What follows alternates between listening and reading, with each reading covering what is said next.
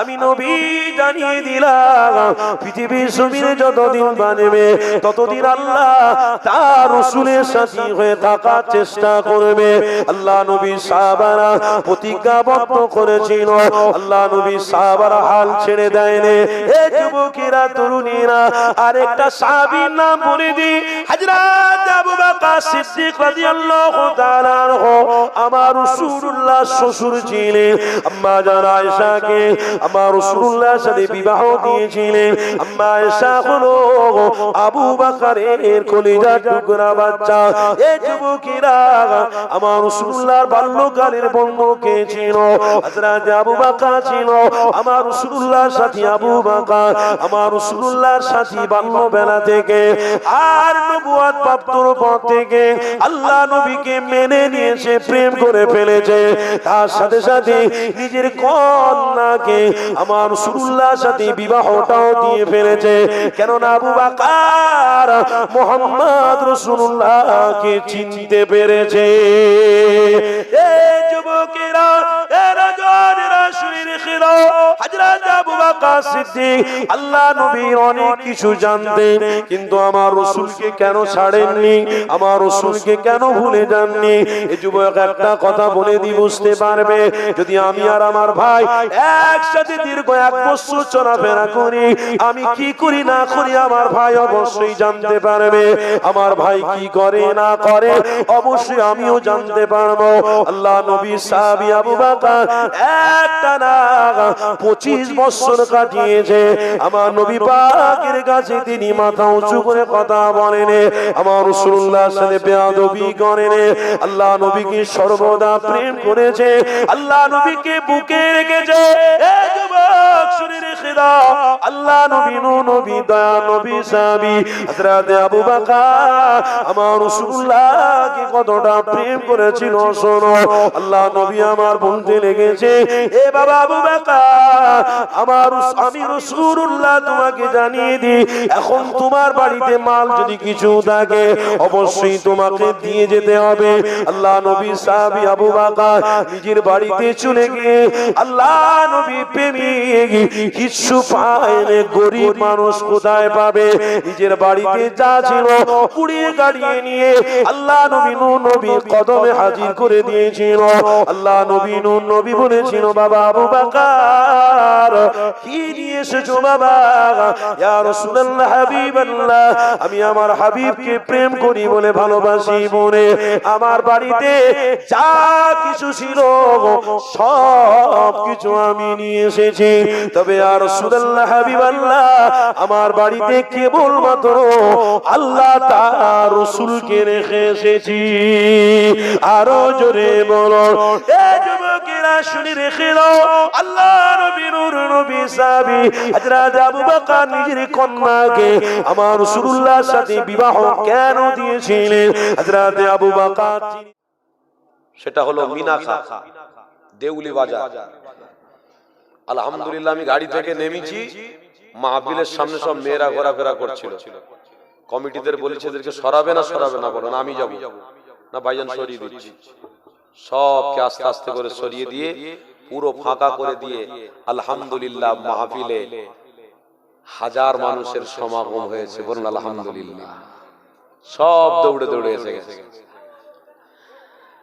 দেখুন, আজ থেকে কিছুদিন আগে যদি পিছনের দিকে লক্ষ্য করি, আমরা দাদা পীরের ভক্ত মুরিদ যারা ছোট হুজুর পীর কেবলার ওয়াজ আমরা শুনেছি, হয়তো আমাদের দ্বারা হয় না, আমার পূর্বপুরুষরা শুনেছে। তো ছোট হুজুর পীর কেবলা যখন ওয়াজ করতেন, আশিকানা ওয়াজ করতেন, তিনি নিজেও কাঁদতেন, তেনার ওয়াজ যেনারা শুনতেন তেনারাও কাঁদতেন। তাই ছোট হুজুর পীর কেবলাকে বলা হয় আশিকের রাসূল। কথা বুঝছেন তো নাকি? আশিকের রাসূলের মর্যাদা আলাদা। আশিকের রাসূল যখন রাসূলের ইশকের কথা বলে, অটোমেটিক তাদের চোখ দিয়ে পানি এসে যায়। আর মাহফিলে যারা আশিকানের রাসূল থাকে তাদেরও চোখ দিয়ে টপ টপ করে পানি পড়ে। কেন? রাসূলকে যারা ভালোবেসেছে তারা দুনিয়া চায় না, তারা এটাই চায় রাসূল যদি আমার সাথে থাকে আমি আল্লাহর সাথে রয়েছি।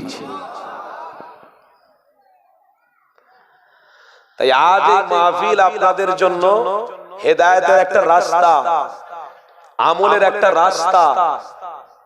তো এই রাস্তাটাকে আমরা হাতছাড়া করব কেন? এই জায়গা থেকে আমি বঞ্চিত থাকব কেন? এই ইমানি মাহফিল যখন পেয়েছি, এখানে রহমতের বারিশ আনা হচ্ছে, রহমত নাজিল হচ্ছে। কোন জায়গায় রহমত আসে? যে জায়গায় আল্লাহর কোরআন এবং রাসূলের হাদিসের কথা হয়, রাসূলের আশিকরা বসে থাকে, ওই জায়গায় আল্লাহর রাসূলের ওসিলায় রহমত নাজিল করেন। জোরে বলো। আজ তো আমরা গর্বিত, আজ আমরা আনন্দিত যে ইমানি মাহফিলে এসে বসতে পেরেছি। কি গো, আনন্দ হচ্ছে না? হয় না? খুশি হচ্ছে না? তাদের খুশি হবে যারা পৃথিবীর জমিনে টাকা পয়সা দৌলত বিবি বাচ্চা সব থেকে একটাই কথা চিন্তা করেছে, আজ আছি কাল আমি থাকবো না। তারা ওই চিন্তাটা করে আল্লাহ তার রাসূলের সাথে বন্ধুত্ব করে। তারা এই মাহফিলে বসবে, সুবহানাল্লাহ পড়বে, আলহামদুলিল্লাহ পড়বে, নবীর উপরে দরুদ পড়বে, আমার আল্লাহ তাদের গুনাহগুলোকে ঝরাতে থাকবে। জোরে বলো। আজ তো আমাদের কাছে সেই আশিকানা নেই, বাগান রয়েছে, ফুল নেই। কথা বুঝছেন না? আগে বাগানও ছিল, ফুলও ভালো হতো। পাঁচ হুজুর কেবলাদের সময় বাগানটাও ভালো ছিল, ফুলটাও ভালো ছিল। আর এখন বাগান দুর্বল হয়ে গেছে, ফুলও দুর্বল হয়ে গেছে। বাগান এই জন্য দুর্বল হয়েছে, আজ যাই মাহফিল কেন্দ্রিক যা কর্মকাণ্ড, আপনার এখানে বলছি না, বিভিন্ন জায়গায় যে কর্মকাণ্ড হচ্ছে, ওই কর্মকাণ্ড দেখলে আপনি যদি হাকিকাতে ইমানদার হন, আপনার সত্যি আফসোস লাগবে, দুঃখ হবে। একটা আমলের জায়গাকে ইনসাইড করে কি করে ব্যাক রাউন্ডে গিয়ে আমরা খারাপ অন্যায় কাজটা করতে পারি। আচ্ছা, মাহফিলটা কেন দেওয়া হয় বলুন? সর্বপ্রথমে কথা বলি, এই গ্রামে মাহফিল বছরে একবার হয়তো নাকি, কেন দেওয়া হয়? উদ্দেশ্য তো আছে। কি উদ্দেশ্য? যে মাহফিল দেওয়ার কারণ হলো ওলামা হযরতদের জবান থেকে কোরআন হাদিসের কথা শুনবো, ওলামাদের আগমন ঘটবে, নবীর আশিকদের আগমন ঘটবে, আমরা ওই জায়গায় বসে আল্লাহ আল্লাহর রাসূলকে প্রেম করব, আর আমার আল্লাহ এই গ্রামে বড় বড় মুসিবত, ছোট ছোট মুসিবতের হাত থেকে বাঁচাবে। এক নম্বর পয়েন্ট। দ্বিতীয় নম্বর পয়েন্ট কি? মাহফিল হচ্ছে, এই গ্রামে যদি মাহফিল হয়, 100 জন মানুষের মধ্যে আল্লাহ চাইলে দুটো মানুষ হেদায়েত হতে পারে। আর দুটো মানুষ যদি এই গ্রামে হেদায়েত হয়, ইনশাআল্লাহ ওই দুটো মানুষকে দেখে আপনার গ্রামের আশপাশে তার ঘরের পাশের লোক, তার ঘরের পাশের লোক, আলহামদুলিল্লাহ তারাও কিন্তু হেদায়েতের রাস্তা ফিরে পাবে। তৃতীয় নম্বর পয়েন্ট কি? এই মাহফিল হলে আমার মা বোনেরা পর্দা শিখবে, পর্দার মধ্যে থাকবে, পর্দার ভিতর থেকে জবানটাকে আস্তে করে সুবহানাল্লাহ বলবে, আলহামদুলিল্লাহ বলবে, দরুদ শরীফ পড়বে। এই গ্রামে মাইক চলছে, হাজার মা আমার আছে, হাজার বোন আছে, মাইকের আওয়াজে যদি 5টা বোন, আমার 5টা মা, বা দুটো বোন যদি দুটো মা হেদায়েত হয়, আলহামদুলিল্লাহ পুরো সমাজটা আস্তে আস্তে করে হেদায়েত পেতে পারে। এর জন্য মাহফিল। কিন্তু আজকের আমরা কি দেখছি? মাহফিল একদিকে, জওয়ান ছেলেরা আরেক দিকে, মুরব্বীরা আরেক দিকে। মানে মুরব্বী তোমরা হয়েছো, তোমরা বসো, আর আমরা জওয়ান ছেলে আমরা একটু আনন্দ ফুর্তি করব, মাহফিল কেন্দ্র করে নতুন নতুন শার্ট কিনবো, নতুন নতুন স্যুট কিনবো, পকেটে হাত দিয়ে মজা করব, কে যাচ্ছে তাকে ঘন ঘন দেখবো, আবার সাইডে বসে বসে উলঙ্গ নারীদের ছবি দেখবো, উলঙ্গ নারীদের ছবি দেখবো, অন্যায় করব, দোষ করব, মাঝে মাঝে একটুখানি সিগারেট বিড়ি বার করলে হু করে টানবো, আর এদিকে ইমানি মাহফিলে হুজুররা কানে হাত দিয়ে খুব টান মারেন, আর আপনারাও সুবহানাল্লাহ বলেন না। আপনি জানেন না আপনার ঘরের, আপনার গ্রামের একটা ছেলে যদি অন্যায় করে, এ মাহফিল কাল কিয়ামতের দিনে নাজাতের রাস্তায় পৌঁছাবে না। কথা ঠিক না ভুল বলছি? কবুলিয়াত হবে না। কেন? আল্লাহর কোরআন বলছে, ইয়া আইয়ুহাল্লাযীনা আমানু, হে বিশ্বাসীগণ, কু আনফুসাকুম ওয়া আহলিকুম নারা, তুমি নিজে বাঁচো, আহাল পরিবারকে বাঁচানোর রাস্তায় রেখে যাও। তার জন্য কঠোরতা অবলম্বন করতে হবে। শক্ত হাতে খারাপকে দমন করতে হবে। আপনি হাতটা শক্ত করেছেন তখন যে আপনার ছেলে ইনকাম করতে যায় না, তখন হাত শক্ত করেছেন। আপনার ছেলে দোকানে যায় না, হাত শক্ত করেছেন। আপনার ছেলে ব্যবসা করতে যায় না, হাত শক্ত করেছেন। আপনি একবার কি হাত শক্ত করেছেন যে আমার ছেলে আমার সাথে কেন নামাজ পড়তে যায় না? আপনি একবারও কি মজবুত হয়েছেন যে আমি ফজরের নামাজ পড়তে যাচ্ছি, আমার ছেলেকে তুলে নিয়ে যাব, চল আমিও যাচ্ছি, তুইও চল? একবারও কি আপনি মজবুত হয়েছেন? তাহলে আপনি কেমন মুসলমান দাবি করছেন যেখানে আল্লাহ পবিত্র কোরআনে বলছে, ইয়া আইয়ুহাল্লাযীনা আমানুত্তাকুল্লাহা হাক্কা তুকাতি ওয়া লা তামুতুন্না ইল্লা ওয়া আনতুম মুসলিমুন। হে বিশ্বাসীগণ, তোমরা যতক্ষণ মুসলমান না হও ততক্ষণ তোমরা মৃত্যুবরণ করো না। যদি মুসলমান না হয়ে তোমরা মরো, আমি আল্লাহ তোমাদেরকে ফি নারি জাহান্নামা খালিদিনা ফিহা আবাদা, তোমাদেরকে জাহান্নামে দেব। সেদিনে আপনার সন্তান বা আপনি আপনার ছেলের জন্য জাহান্নামে যাবেন, কে বাঁচাবে সেদিনে? কেন আপনি আজকের দিনে আল্লাহ তার রাসূলকে স্মরণ করেননি, সেই দিনে আল্লাহ আপনাকেও স্মরণ রাখবে না। কথা বুঝতে পারছেন? আপনি মাহফিলকে গুরুত্ব দেননি, ঈমানদারদের জন্য মাহফিলটাই গুরুত্ব ছিল, দেননি, তাহলে ওদিনেও আল্লাহ আপনাকে গুরুত্ব দেবে না। এটাই তো স্বাভাবিক। কারণ আল্লাহ কোরআন বলছে, ফাযকুরুনি আযকুরুকুম ওয়াশকুরুলি ওয়া লা তাকফুরুন, তোমরা যদি দুনিয়ায় আমাকে স্মরণ করো, আমি কঠিন দিনে তোমাদেরকে স্মরণ রাখবো। জোরে বলুন। আজ বড় আফসোস হয়, বড় দুঃখ লাগে, আমরা ইমানি মাহফিল থেকে সব দূরত্ব বজায় করতে শুরু করেছি, অনেক দূরত্ব বজায় রাখছি। আহারে আল্লাহর কোরআন দিয়ে বলি, কেননা আল্লাহর কোরআন আজ থেকে 3000 বছর আগে আল্লাহ নবী আমার সাহাবাদেরকে শুনিয়ে দিয়েছিলেন, বাবা সাহাবারা, আমি নবী তোমাদেরকে জানিয়ে দিলাম, ওয়াহসিনু ইন্নাল্লাহা ইউহিব্বুল মুহসিনিন। আমার হাবিব পাক সাহাবাদেরকে জানিয়ে দিয়েছিলেন, বাবা সাহাবারা, আমি নবী তোমাদেরকে জানিয়ে দিলাম, প্রত্যেকটা ভালো কাজ নিষ্ঠার সঙ্গে করতে হবে, ভালোবাসার সাথে করতে হবে, প্রেমের সঙ্গে করতে হবে। আল্লাহ নবী সাহাবাদের জানাতে লেগেছে, বাবারা শুনে রেখে দাও, আমি নবী তোমাদেরকে জানিয়ে দিই, প্রত্যেকটা ভালো কাজ যদি নিষ্ঠার সঙ্গে করো, প্রেমের সঙ্গে করো, আদবের সঙ্গে করো, অবশ্যই আল্লাহ তোমাদের সাথী হবে।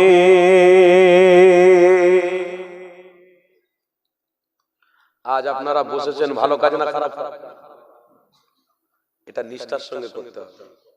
যতক্ষণ থাকবেন ততক্ষণ আল্লাহ তার রাসূলের নাম জবানে থাকবে, নিষ্ঠার সঙ্গে, ভালোবাসার সঙ্গে, মনোযোগে দিকে দিকে। আর আপনি যদি মনে করেন আমার হাঁটুর যন্ত্রণা বাড়ছে, মাথা যন্ত্রণা বাড়ছে, আমাকে ভালো লাগছে না, আপনি মনে রাখুন শয়তানকে খুশি করে বাড়ি ফিরবেন, আল্লাহকে না। কেন? আপনি প্রকৃত পক্ষে নিষ্ঠার সঙ্গে আমল করার জন্য কাজ ভালোভাবে করতে পারেন, মজবুত হতে পারেন। এখানে বসে ভালোভাবে নিষ্ঠার সঙ্গে যদি আপনি আমল করতেন, অবশ্যই আল্লাহকে খুশি করেই আপনি বাড়ি ফিরতেন। আহারে 3000 বছর আগে আল্লাহ নবী দয়া নবী আমার সাহাবাদেরকে শিক্ষা দিয়েছিল, বাবারা, আমি নবী তোমাদেরকে জানিয়ে দিলাম, ভালো কাজ তোমরা আদবের সঙ্গে করো, প্রেমের সঙ্গে করো। আল্লাহ নবী সাহাবারা আমার নবী পাকের কথা শুনে এক এক করে ভালো কাজের দিকে অগ্রসর হতে লেগেছে।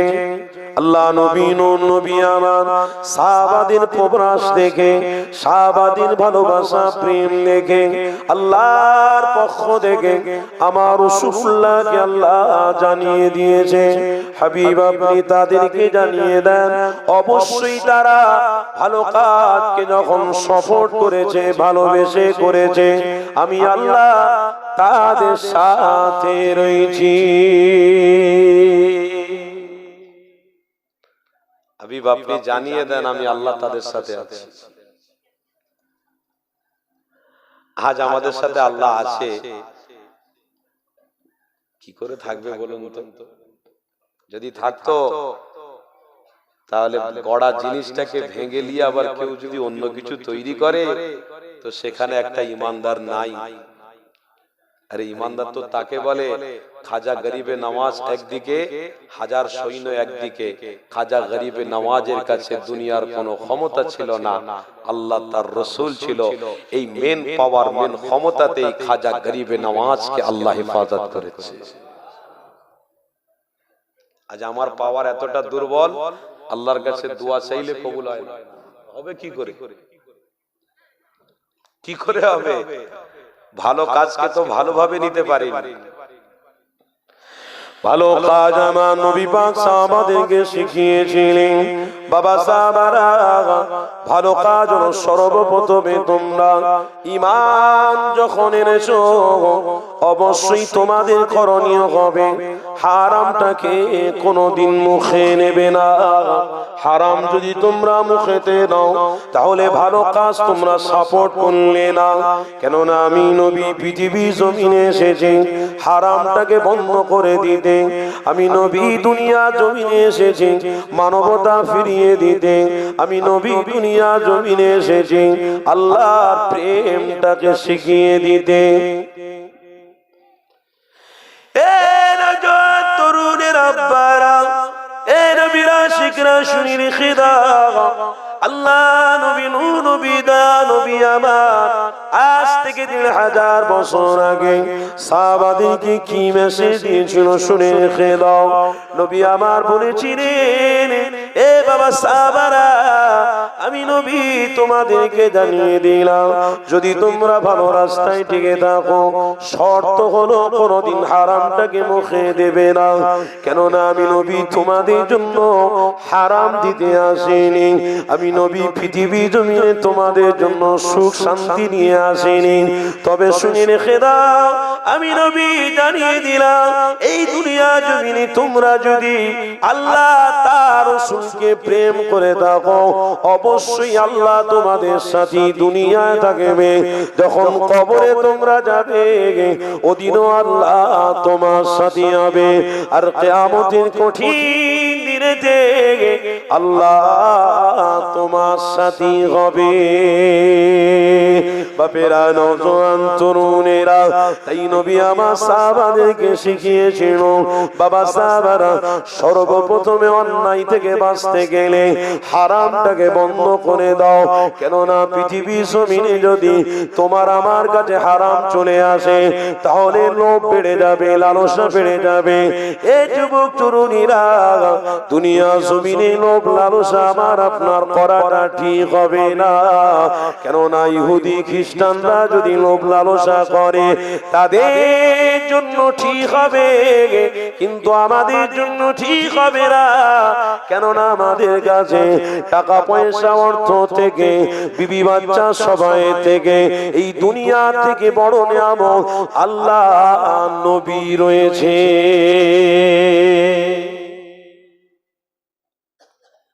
তারা দুনিয়ার জমিনে টাকা নিয়ে আনন্দ করুক, তারা দুনিয়ার জমিনে বিবি নিয়ে বিবি বাদ দিয়ে আরেকটা নারীকে নিয়ে আনন্দ করুক, তারা দুনিয়ার জমিনে বড় বড় ভালো ভালো গাড়ি কিনে আনন্দ করুক।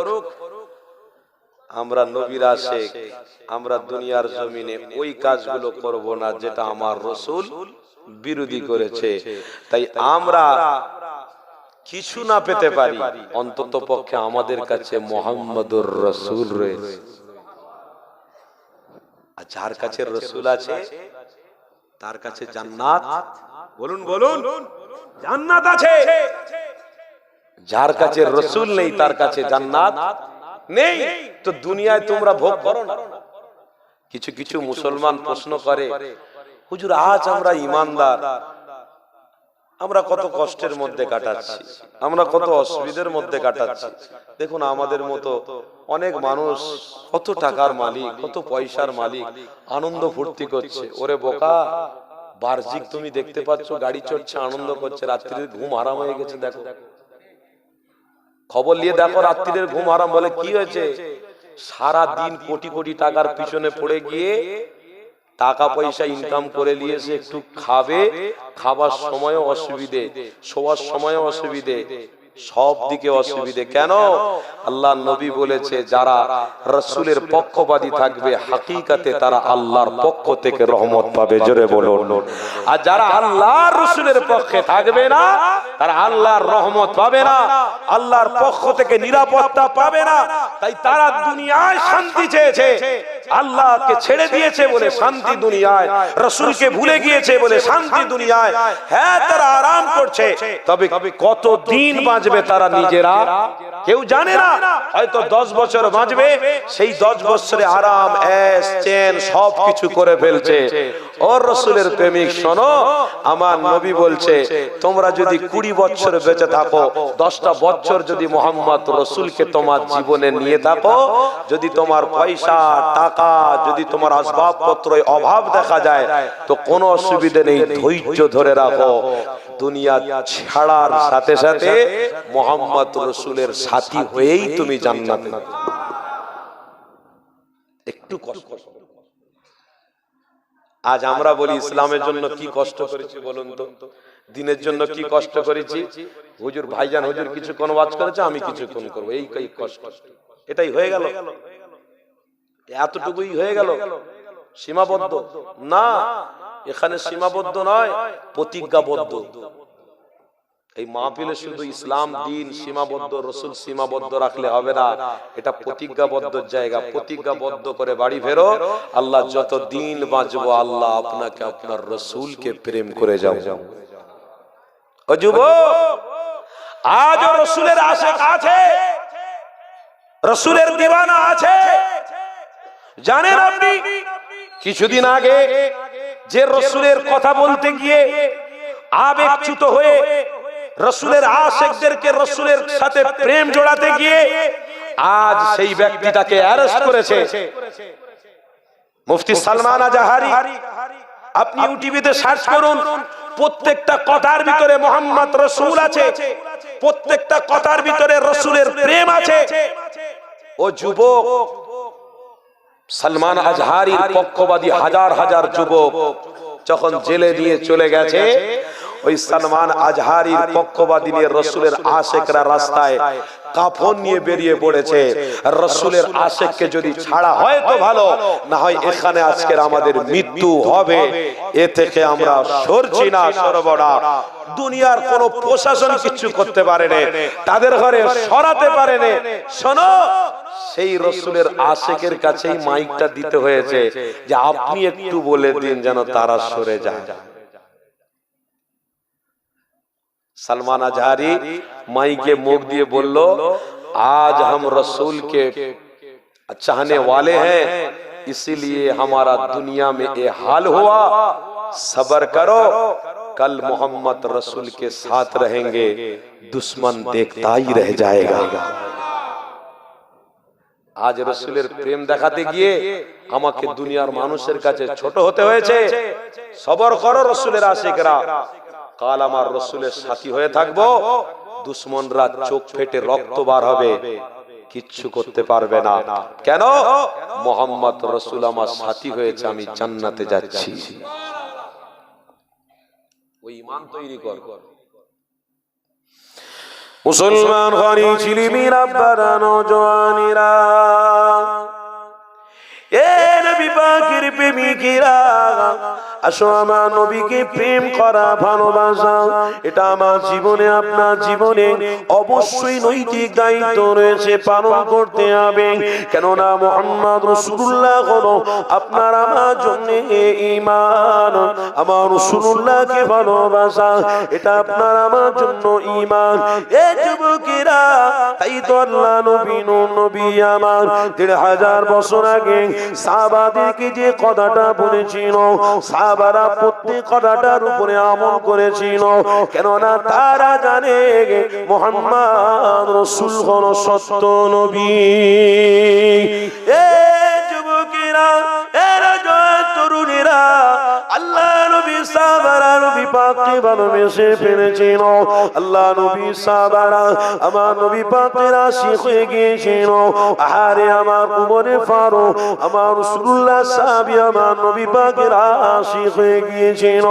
কেমন আশিক, যে উমরে ফারুকের অনেক বল ছিল, অনেক শক্তি ছিল, তাকত ছিল, কিন্তু মুহাম্মদ রাসূলুল্লাহ দরবারে যখনই গেছে উমরে ফারুকের জবান বন্ধ হয়ে গেছে, মাথাটা সব সময় হেড অবস্থায় রয়েছে। আল্লাহ নবী আমার জিজ্ঞাসা করলেন, উমর তুমি শেরের মতো ঘোরাফেরা করতে, উমর তোমাকে দেখে সবাই ভয় করে, তুমি অনেক কথাবার্তা বাইরে বলতে, বাবা উমর আমি নবী, আমার সামনে তুমি কেন কথাবার্তা বলো না, কেন সব সময় মাথাটা হেড করে রেখেছো বাবা? ওই সময় নবী বলেছিলেন, এ বাবা উমর কেন তুমি করো না বলো?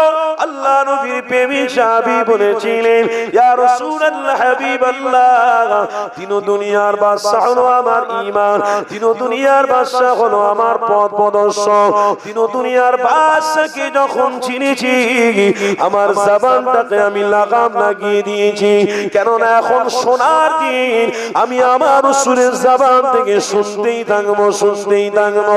আমি উমর আমার জীবনে আমল করতেই থাকবো, করতেই থাকবো, কেননা জবান থেকে শোনা আর আমল করা যদি আমার দুটোই কামিয়াবি হয়ে যায়, অবশ্যই কাল কিয়ামতের দিনে আমি আমার হাবিবের সাথে জান্নাতে যাব। আরো জোরে বলো, এ যুবকেরা তরুণীরা, কেমন আমার রাসূলুল্লাহকে ভালোবেসেছিল, আমার রাসূলুল্লাহকে কেমন প্রেম করেছিল। আর একটা হাদিস আমার মনে পড়ে গেল, আরে দুনিয়ার মানুষ শুনে রেখে দাও, হযরত ওমর ফারুক থেকে অনেক টাকা পয়সা অর্থের মালিক আপনারা নয়, কেন আপনাদের কাছে সামান্য পয়সা অর্থ রয়েছে। হযরত ওমর ফারুকের কাছে অনেক টাকা অনেক অর্থ ছিল। হযরত ওমর ফারুক আমার রাসূলুল্লাহর কদমে গিয়ে পড়েছিল। কেন ছিল? কেননা যে মুহাম্মদ রাসূলকে চিনেছে, আল্লাহ তাকে দুনিয়ার সব দিয়ে দিয়েছে। এ যুবকেরা তরুণীরা, তাই তো আপনাদের ঘরে জানিয়ে দিই, ওই ওমর ফারুক যেমন আমার রাসূলকে প্রেম করেছিল, আল্লাহ নবী নূর নবী দয়া নবী আমার মসজিদে নববী শরীফে বসে রয়েছে, আল্লাহ নবী প্রত্যেক সাহাবা বসে রয়েছে। ওই সময়তে নবী আমার জাহান্নামের কথা বলতে লেগেছে, আল্লাহ নবী নূর নবী দার নবী আমার জান্নাতের বর্ণনা দিতে লেগেছে, আল্লাহ নবী নামাজের বিষয়ে বলতে লেগেছে, আল্লাহ নবী জাহান্নামের বিষয়ে বলতে লেগেছে। আল্লাহ নবী সমস্ত সাহাবারা এক এক করে সবাই শ্রবণ করছে, তবে আমার রাসূলুল্লাহ সাহাবারা আদবের সাথে মাথাটাকে নিচু করে রেখেছে। আল্লাহ নবীর কথা শুনে সাহাবারা সারে জার হয়ে কাঁদতে লেগেছে। ওই সময়তে আল্লাহ নবীর নবীর সাহাবী হযরত ওমর ফারুক আমার রাসূলুল্লাহ চেহারাটা বারবার দিদার নিতে লেগেছে। আমার রাসূলুল্লাহ চেহারার দিকে বারে বারে বারে বারে তাকায়। আল্লাহ নবীর নজর ওমরের দিকে পড়ে গেল। আল্লাহ নবী সাহাবী উমার জবানটাকে নিচে করে নিলেন। এই যুবক তরুণীরা, আল্লাহ নবী নবী দয়া নবী আমার কথাবার্তা বন্ধ করে দিলেন। সমস্ত সাহাবারা একজন কাজে বেরিয়ে গেল। আমার রাসূলুল্লাহর প্রেমিক সাহাবী হযরত ওমর হুজুর লাস্টের দিকে দাঁড়ালেন। আমার নবী পাক হযরত ওমরকে জিজ্ঞাসা করতে লেগেছে, এ বাবা উমর, কেন তুমি এখনো দাঁড়িয়ে রয়েছো, যাওনি কেন? হযরত ওমরের জবান থেকে ভাষা বেরোতে লেগেছে, ইয়া রাসূলুল্লাহ, ইয়া হাবিবাল্লাহ, হুজুর আমার আপনার দরবার থেকে যেতে ভালো লাগে না। এই দুনিয়ায় কোথায় যাব, যেখানে যাই খারাপই অন্যায়। আমার দুনিয়াটা ভালো লাগে না। সব সময় আমার মনে হয় আমার রাসূলুল্লাহ চেহারা বারে বারে দিদার পেতে থাকি। আমার নবী পাকের দরবারে সব সময় বসে থাকি। আমি ওমর, আমার কাছে আর কিছুই ভালো লাগে না। দুনো জাহানের সুলতানকে দেখতে ভালো লাগে, দুনো জাহানের সুলতানের জবানের কথা আমার শুনতে ভালো লাগে। ইয়া রাসূলুল্লাহ, হাবিবাল্লাহ, ওই জন্য আমি দেরি করে উঠলাম। আল্লাহ নবী ওমরে ফারুককে ডাক দিলেন, বাবা ওমর শোনো, তুমি যখন কথাবার্তা আমি বলছিলাম তখন আমার চেহারা দিকে বারে বারে কেন নজর দিচ্ছিলে বাবা? ওই সময় হযরত ওমর বলেছিলেন, ইয়া রাসূলুল্লাহ, হাবিবাল্লাহ, হুজুর আপনার চেহারার মধ্যে একটা খামখামো ব্যবহার আসলো। ওই ঘামের মধ্য থেকে ফোঁটাগুলো আমি দেখতে পেলাম যেন সোনার মতো, রূপোর মতো, মতি হীরার মতো চকচক করতে লেগেছে। আমি উমার বারে বারে চেহারা দিয়ে তাকাতে লাগলাম। আমি উমার বারে বারে চেহারা দিয়ে তাকিয়ে রয়েছি। আমি তাকাতে, আমি নিচে জবান নিচে করতে পারছি না, কেননা দুনিয়ার বাদশাকে আমি যত দেখি আমার মন ততই ভালো লাগে, শান্তি লাগে। আল্লাহ নবী, নবী, দয়া নবী বলেছিলেন, বাবা উমার, তুমি যেটা দেখেছো অবশ্যই সেটা সত্য বাবা, কেননা যে দুনিয়া জমিনে মুহাম্মদ রাসূলুল্লাহকে পেয়ে গেছে অবশ্যই আল্লাহ জান্নাত পেয়ে গেছে। আরো জোরে বলো এ যুবকেরা, তরুণেরা। আল্লাহ নবী, নবী আমার ওই সময় হযরত ওমরকে বলেছিলেন, বাবা উমার, শুনে রেখে দাও, তুমি যখন তোমার রাসূলকে দেখছো, তোমার দিলে যখন শান্তি আসছে, তোমার দিলেতে একটা চেন আসছে, প্রেম আসছে বাবা, তাহলে উমার শুনে রেখে দাও, আমি নবী আমি বলছি না, আমার আল্লাহ আমাকে বলাচ্ছে, হাবিব আপনি বলে দেন যে উমার আপনাকে দেখে পছন্দ করে ফেলেছে, আপনার দিকে বারে বারে তাকায়, যে উমরের দিল শান্তি হয়, আমি আল্লাহ তাকে জান্নাতি লাকাব দিয়েছি। আর জোরে কি গো বাপেরা, শুনছেন তো নাকি? আপনি উমরের থেকে কত টাকার মালিক?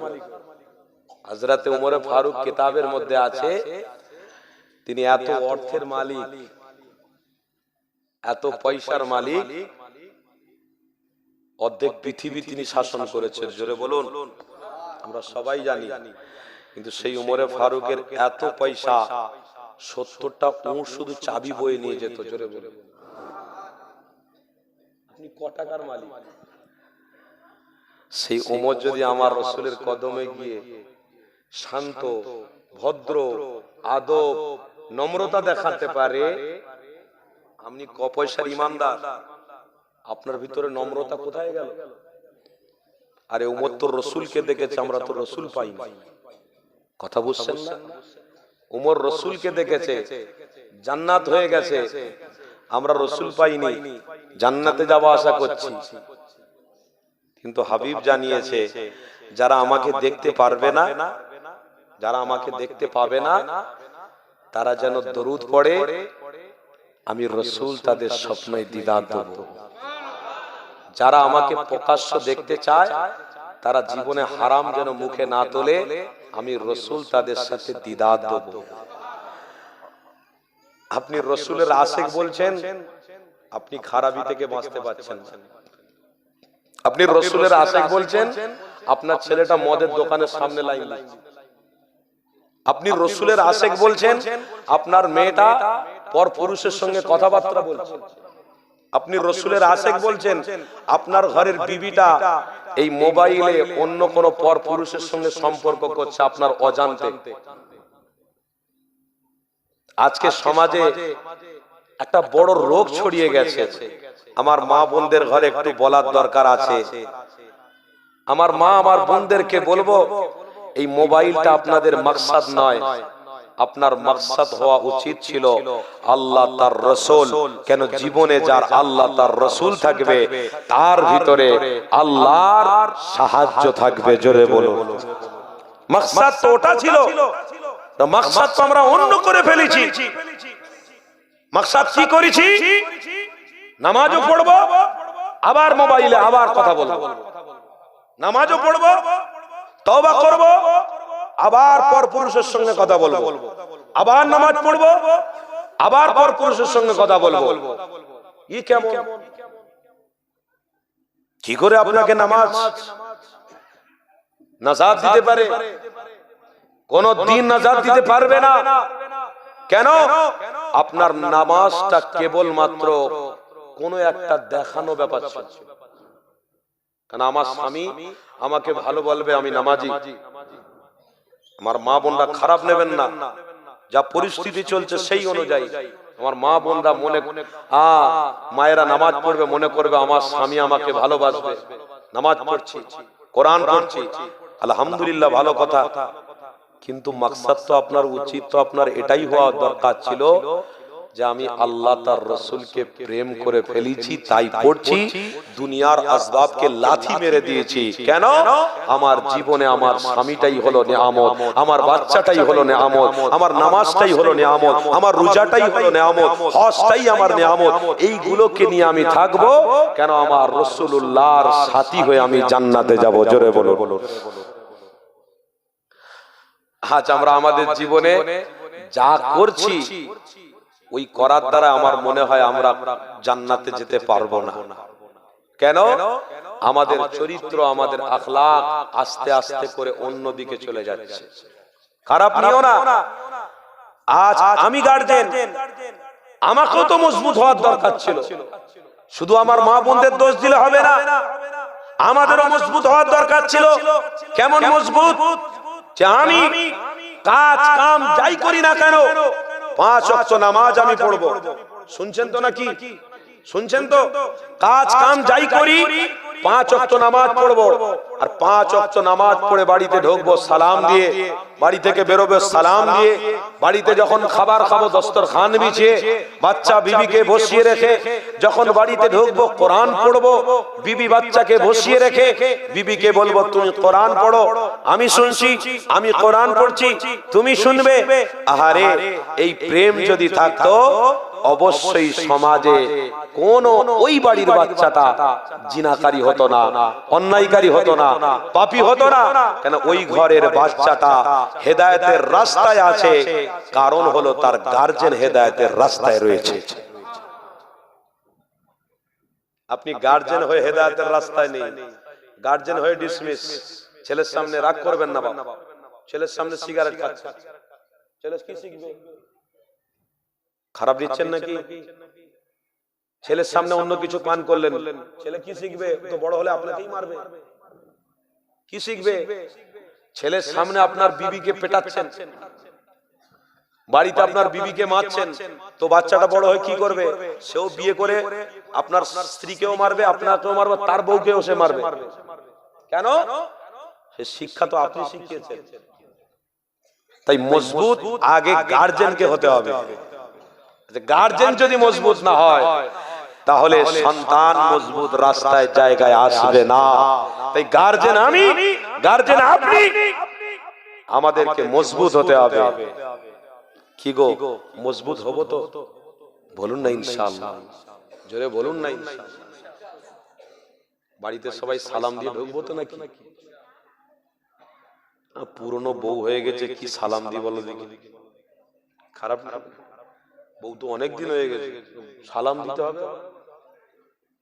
নতুন যদি মোবাইলে একটা কেউ আসে ঘন ঘন সালাম দেব, খারাপ নিও না। নতুন যদি মোবাইলে কেউ এসে যায় তো ঘন ঘন সালাম, ঘন ঘন বলবে আমি সালাম দিচ্ছি, ঘন ঘন বলবে নামাজ পড়তে যাচ্ছে। ওরে বাপ, সেও বেচারা মনে করবে হ্যাঁ কোনো বিপদের মধ্যে পড়েছে, আমি তাকে সাহারা করে দিই। ও হাকিকাতে সাহারা আপনার কাছ থেকে নিতে আসেনি, ও আপনাকে তো জাহান্নামের রাস্তা দেখাতে এসেছে। ও আপনাকে আপনার ঘর ফ্যামিলি থেকে বার করে আপনাকে জাহান্নামের রাস্তা দেখাতে এসেছে। ও হাকিকাতের রাস্তা দেখাচ্ছে না। মাকসাদ ওই পুটিলির দিকে পড়ে আছে। চোরের উদ্দেশ্য ওটাই যেটা পড়ে আছে, যেটা ক্যালকুলেশন করেছে, ওই উদ্দেশ্যের উপরে সে পড়ে আছে। কি গো, বুঝছেন তো আমার কথা? তাই পরিবর্তন হতে হবে, মাকসাদটাকে পরিবর্তন করতে হবে যুবক। তাই আজ থেকে প্রতিজ্ঞাবদ্ধ করো, জীবনে যতদিন বাঁচবো আল্লাহ তার রাসূলকে প্রেম করেই বাঁচবো। জোরে বলুন ইনশাআল্লাহ, আরো জোরে বলুন ইনশাআল্লাহ। বাপেরা, নওজোয়ান তরুণেরা আসেন একটু আগে নিয়ে যান। আল্লাহ নবী, নবী দয়া নবী আমার হযরত ওমর ফারুকের প্রতি খুশি হয়ে গিয়েছিলেন। কেন খুশি হয়েছিলেন? কেননা ওমর ফারুক নিজের জানের থেকে বেশি মুহাম্মদ রাসূলকে ভালোবেসেছিল। এ যুবক তরুণেরা, এ নওজোয়ানেরা শুনে রেখে দাও, আল্লাহ নবী, নবী দয়া নবী আমার জানিয়ে দিল, বাবা সাহাবারা শুনে রেখে দাও, যদি তোমরা হকের রাস্তায় না থাকো, যদি তোমরা নাজাতের রাস্তায় না থাকো, তাহলে আল্লাহর কোরআন খোলো। কোরআনের মধ্যে আল্লাহ কি জানিয়েছে? ওয়ামা আসাবাকুম মুসিবাতিন মিম্মা কাসাবাত আইদিকুম ওয়ামা আসাবাকুম মিন মুসিবাতিন ফাবিমা কাসাবাত আইদিকুম ওয়া ইয়াফু আন্নি। আল্লাহর কোরআন জানাতে লেগেছে। এ যুবক শুনে রেখে দাও, আল্লাহর কোরআন বলছে, তুমি যদি আমার পক্ষে, আমার রাসূলুল্লাহর পক্ষে না থাকো, আমি আল্লাহ তোমাদের উপরে বড় বড় মুসিবত দেব, ছোট ছোট মুসিবত দেব, তোমরা ধ্বংস হয়ে যাবে, শেষ হয়ে যাবে, তোমাদের কোনো সারা থাকবে না। এই যুবক তরুণীরা, তাই তো নবী আমার বলেছিলেন, বাবা সাহাবারা, আমি নবী জানিয়ে দিলাম, পৃথিবীর জমিনে যতদিন বানবে ততদিন আল্লাহ তার রাসূলের সাথী হয়ে থাকার চেষ্টা করবে। আল্লাহ নবী সাহাবারা প্রতিজ্ঞাবদ্ধ করেছিল, আল্লাহ নবী সাহাবারা হাল ছেড়ে দেয়নি। এই যুবকেরা তরুণীরা, আরেকটা সাহাবীর নাম বলে দিই, হযরত আবু বকর সিদ্দিক রাদিয়াল্লাহু তাআলা আনহু। আমার রাসূলুল্লাহ শ্বশুর ছিলেন, আম্মা জান আয়েশাকে আমার রাসূলুল্লাহর সাথে বিবাহ দিয়েছিলেন। আম্মা আয়েশা হলো আবু বকরের কলিজার টুকরা বাচ্চা। এই যুবকেরা, আমার রাসূলুল্লাহর বাল্যকালের বন্ধু কে ছিল? হযরত আবু বকর ছিল। আমার রাসূলুল্লাহর সাথী আবু বকর আমার রাসূলুল্লাহর সাথী বাল্যবেলা থেকে, আর নবুয়ত প্রাপ্তির পর থেকে আল্লাহ নবীকে মেনে নিয়েছে, প্রেম করে ফেলেছে। তার সাথে সাথে নিজের কন্যাকে আমার রাসূলুল্লাহর সাথে বিবাহটাও দিয়ে ফেলেছে। কেননা আবু বকর মুহাম্মদ রাসূলুল্লাহকে চিনতে পেরেছে। এই যুবকেরা, এরা জনেরা শুনে রেখে দাও, হযরত আবু বকর সিদ্দিক আল্লাহ নবীর অনেক কিছু জানতেন, কিন্তু আমার রাসূলকে কেন ছাড়েননি, আমার রাসূলকে কেন ভুলে যাননি?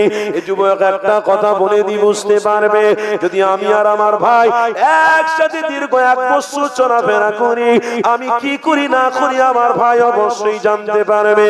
আমার ভাই কি করে না করে অবশ্যই আমিও জানতে পারবো। আল্লাহ নবী সাহাবী আবু বকর একটা না 25 বছর কাটিয়েছে আমার নবী পাকের কাছে, তিনি মাথা উঁচু করে কথা বলেন, আমার রাসূলুল্লাহর সাথে বেয়াদবি করেন। আল্লাহ নবীকে সর্বদা প্রেম করেছে, আল্লাহ নবীকে বুকে রেখেছে। এই যুবক শুনে রেখে দাও, আল্লাহ নবী, নবী দয়া নবী সাহাবী হযরত আবু বকর আমার রাসূলুল্লাহকে কতটা প্রেম করেছিল শোনো। আল্লাহ নবী আমার বলতে লেগেছে, এ বাবা আবু বকর, আমি রাসূলুল্লাহ তোমাকে জানিয়ে দিই, এখন তোমার বাড়িতে মাল যদি কিছু থাকে অবশ্যই তোমাকে দিয়ে যেতে হবে। আল্লাহ নবী সাহাবী আবু বকর নিজের বাড়িতে চলে গিয়ে আল্লাহ নবী প্রেমিক কিছু পায়নি, গরিব মানুষ কোথায় পাবে? নিজের বাড়িতে যা ছিল কুড়িয়ে গাড়িয়ে নিয়ে আল্লাহ নবী নবী কদমে হাজির করে দিয়েছিল। আল্লাহ নবী নবী বলেছিল, বাবা আবু বকর কি নিয়ে এসেছো বাবা? ইয়া রাসূলুল্লাহ, হাবিবাল্লাহ, আমি আমার হাবিবকে প্রেম করি বলে, ভালোবাসি বলে আমার বাড়িতে যা কিছু ছিল সব কিছু আমি নিয়ে এসেছি। দিয়েছি, তবে আর রাসূলুল্লাহ হাবিবাল্লাহ আমার বাড়িতে কেবলমাত্র আল্লাহ তাআলা রাসূলকে রেখে এসেছি। আরো জোরে বলো, এ যুবকেরা শুনে রেখে নাও, আল্লাহ নবীর নবী সাহাবী হযরত আবু বকর নিজের কন্যাকে আমার রাসূলুল্লাহর সাথে বিবাহ কেন দিয়েছিলেন? হযরত আবু বকর যিনি চিন্তা করেছে কাল কিয়ামতের দিনে হাসরের ময়দানে থেকে আমি আবু বকর যদি আমার কোন আমল আল্লাহর কাছে কবুল না হয়, অন্তত আমার কন্যার সাথে রাসূলুল্লাহর সাথে বিবাহটা দিয়ে ফেলেছি, কাল কিয়ামতের দিনে আল্লাহ নবীর শ্বশুর হয়ে আমি আবু বকর উঠব। ইসলামের জন্য তো এরা করেছে।